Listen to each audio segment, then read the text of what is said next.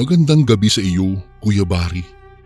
Nais ko lang po sanang magbahagi ng istorya sa inyong channel. Siya nga po pala. Ako po ay itago niyo na lamang sa pangalang Wally.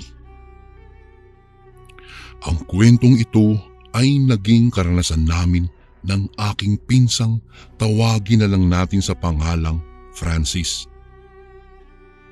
Nangyari ito noong minsan niya akong isinama sa bahay ng kanyang kaibigan na huli nang malaman naming may lahi palang aswang. Tawagin na lang natin siyang Gio. Insan, samahan mo naman ako kay na Gio. Pista kasi sa baryo nila at tiyak na maraming inumin doon, pre. Wika niya sa akin.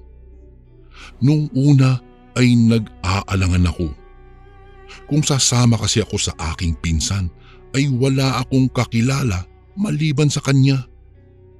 Isa pa ay malayo ang nasabing lugar at kapag kaganoon ay kinikilabutan ako sa hindi ko naman mawaring dahilan. Wala ka bang ibang maisasama? Para kasing nananamlay ang katawan ko eh. Tugon ko sa kanya. Ako naman, wala. Ikaw lang kasi. Sige na, pangako hindi tayo magpapagabi doon. Wika niya sa akin. Dahil nadala na ako sa pagmamakaawa ng aking pinsan at sa pangako niya ay nagpasya akong sumama sa kanya. Noon din ay naligo na ako at saka nagbihis ng magara. Subalit, bago pa man kami makaalis ng bahay ay naisipan kong magdala ng kalamansi. Naku, mas mainam ng makasiguro. Mahirap na, baka kasi may aswang sa baryong iyon. Wika ko sa aking sarili. Nakita naman ni Francis ang paglalagay ko ng kalamansi sa aking bulsa, kung kaya nagtanong siya. Para saan yan, pinsan? Napangiti ako sa kanya at pagkatapos ay malumanay na sumagot. Pandepensa lang ito, insan. Mahirap na. Baka aswang pala ang ating makakasalamuha doon at mahawaan tayo ng hindi natin nalalaman. Tanging pag-iling lang ang naging tugon sa akin ng aking pinsan. Nang mga sandaling iyon ay nagpasya kaming maglakad na patungo sa kalsada. Malayo kasi ang baryo ng kaibigan ni Francis, kung kaya kailangan talaga naming sumakay ng isang tricycle. Makaraan ang ilang minutong paghihintay ay may dumaan ngang tricycle. Sumakay kami roon ng aking pinsan at sa hindi namin inaasahan ay may narinig kaming nag-uusap, dalawang babae na kasabay namin.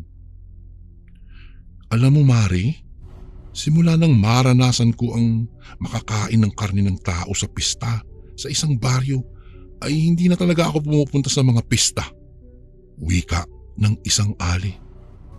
Bakit, Mari? Ano ba ang pangalan ng baryong iyon?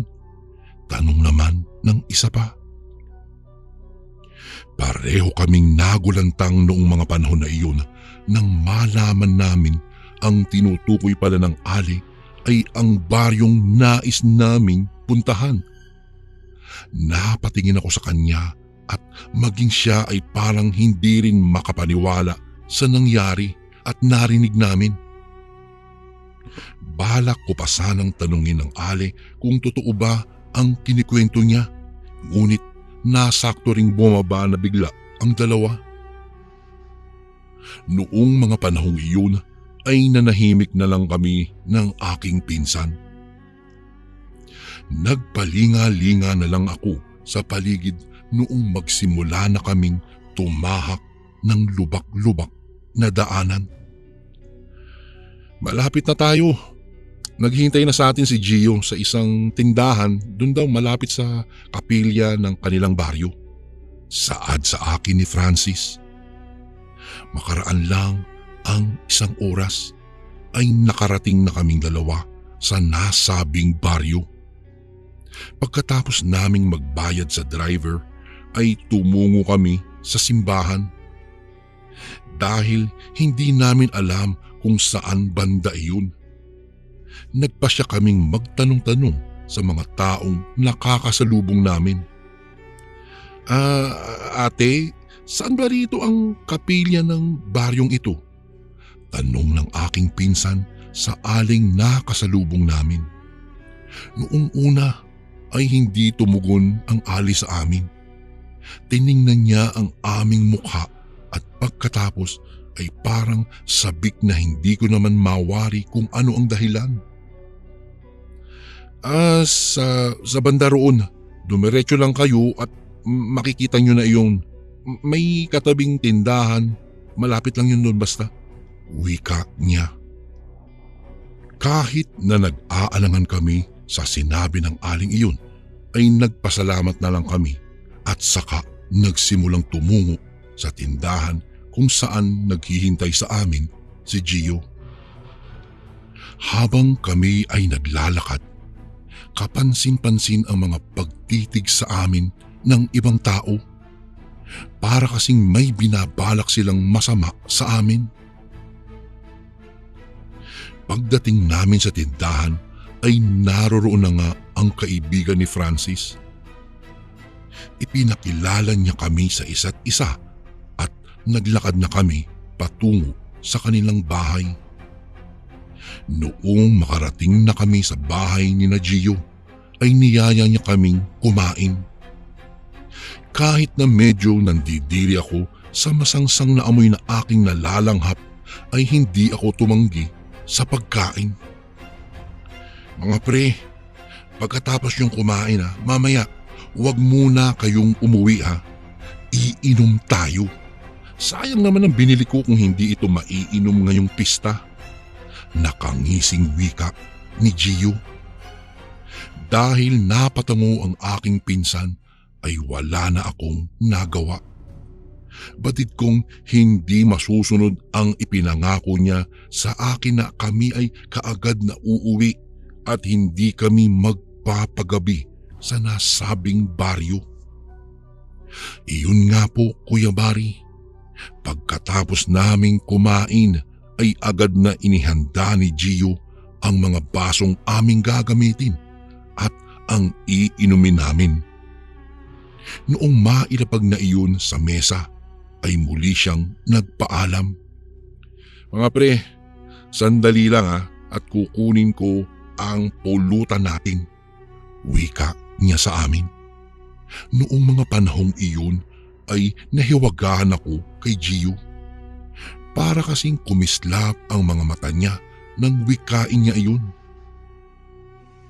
Animoy espesyal ang pulutan kung kanyang itrato. Ano kaya ang pupulutanin natin? Tanong ko sa aking pinsan. Shh, ka na maingay. Hindi ko alam. Baka isa rin sa ating kinain kanina. Tugon niya sa akin. Bago ko po ipagpatuloy ang kwentong ito ay may request sana ako sa iyo kasundo. Isang pindot lang ito kasundo sa subscribe button namin. Malaking tulong po ito sa amin kasundo upang mapagpatuloy pa namin ang mas marami pang magagandang kwento. Salamat sa pag-subscribe mo, bagong kasundo.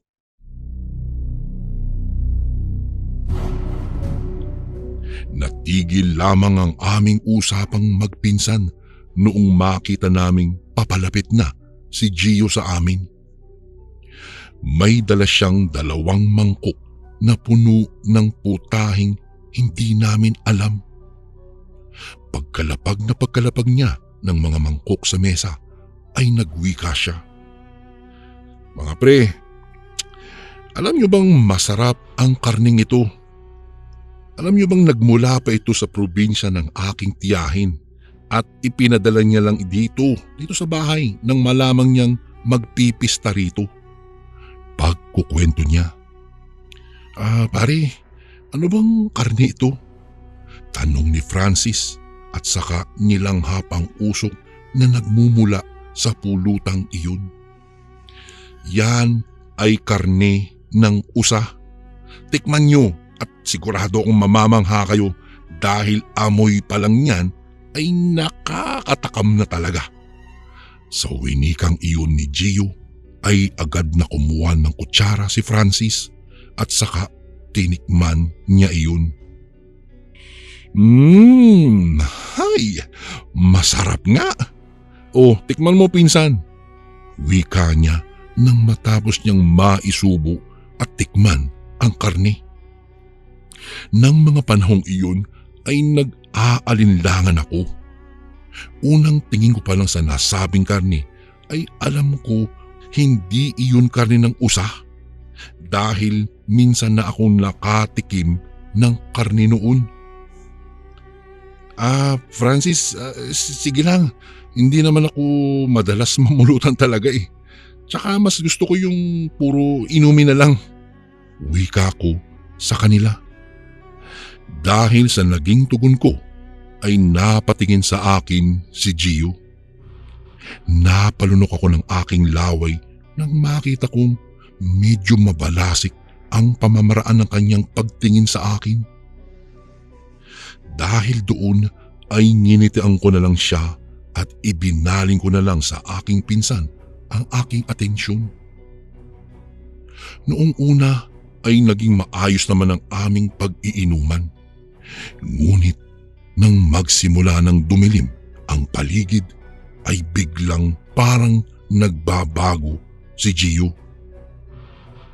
Madalas ko siyang nakikitang naglalaway at parang nakalawit ang kanyang dila.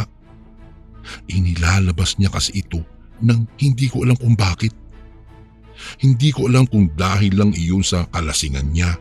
Ngunit alam kong hindi ako pinaglalaroan ng aking paningin. Francis, pinsan, uwi na tayo. Wika ko kay Francis dahil kinakabahan na ako. Para kasing aswang ang aming kainumang si Gio. Ano ka ba? Mamaya na. Kita mo nag-i-enjoy pa yung tao. Tsaka kung alanganin ang uwi natin ay dito na lang tayo matulog sa kanila. Dahil sa winikang iyon ng aking pinsan ay nakaramdam ako ng inis. Tatayo na sana ako upang iwanan siya pero nasakto ring nagpaalam si Gio sa amin. O mga pre, sandali lang ha. Dito lang muna kayo ha. At biglang parang medyo masakit ang tiyan ko eh. Wika niya sa amin. Napatango na lang kami sa kanya. Pagkaalis niya ay napatitig ako sa karning pulutan na nasa harapan namin. Noong mga sandaling iyon ay naisip ko kung ano ang aking gagawin. Dahil nakayuko na ang aking pinsan noon dahil nga sa kalasingan. Kinuha ko ang kalamansing nasa bulsa ko. Walang pag-aalinlangan kong hiniwa iyon at dahan-dahan kong piniga ang katas noon sa karne ng usa. Naghintay ako ng ilang saglit. Panay na rin ang aking paglinga noong mga sandaling iyon dahil baka maabutan ako ni Gio. Uy, hindi! Bulalas ko. Kitang-kita ko kasi kung papaano nagkaroon ng parang amag ang karne at nagbago ang anyo noon. Parang karne ng tao to ah. Nang mga panahong iyon ay nawala ang aking kalasingan. Dali-dali kong niyugyug si Francis upang kahit papaano ay mawala ang kalasingan niya. Pinsan, umuwi na tayo. Hindi karni ng usa ang pulutan natin, kung hindi karni ng tao. Tingnan mo may parang mga daliri nung may kuko at saka mayroon pang buhok. Dahil sa narinig ni Francis ay dali-dali rin siyang tumayo. Maging siya ay parang nawala na rin ang kalasingan. Madali, tumakas na tayo. Wika ko sa kanya. Napalingon pa kami sa bahaging tinahak ni Gio at nang malaman naming hindi pa rin siya nakakabalik ay umalis na kami. Hindi namin alam kung saan kami pupunta, ngunit ang inisip namin ay ang makatakas sa kaibigan ni Francis na isa palang aswang. Kahit pasuray-suray kami sa aming paglalakad at nagkakandadapa pa, hindi kami tumigil. Napabuntong hininga na lang kaming pareho noong marating namin ang kalsada. Sakto ring may nakaparadang isang tricycle kung kaya pinuntahan namin iyon. Nagpatid kami patungo sa aming bahay at agad din namang pumayag nang malaman niya kung ano ang nangyari sa amin. Pagdating namin ay naging panay na ang pagduwal ni Francis. Ikinuwento ko lahat ang nangyari sa aking mga magulang. Nagpa siyang dalhin sa isang albularyong kakilala namin, si Francis. At hindi nga nagtagal ay ginamot kaagad siya ng albularyong si Kateryong. Ayon sa albularyo ay mabuti na lang daw at naagapan kaagad siya. Dahil sa mga inusal na orasyon ng albularyo ay guminhawa na ang pakiramdam ng aking pinsan. Ayon sa albularyo ay isa daw yung pamamaraan ng panghahawa ng aswang. Magmula noon, Kuya Bari, ay hindi na namin nakita pa si Gio. Magmula noon ay naging aral sa akin ang tungkol sa aming nasaksihan. Hindi na ako sumasama pa sa mga hindi kilalang kapistahan. Hanggang dito na lang po ang aking kwento, Kuya Bari. Maraming salamat po sa pagbasa ng aming kwento. Gumagalang, Wally. And again, maraming salamat po mga kasundo. Don't forget to subscribe and i-click nyo lang po yung bell na button para updated po kayo sa mga upcoming videos namin na paparating. Maraming salamat po ulit. God bless and ingat po lagi dyan. Ito po si Kuya Bari at ako ang Sundo.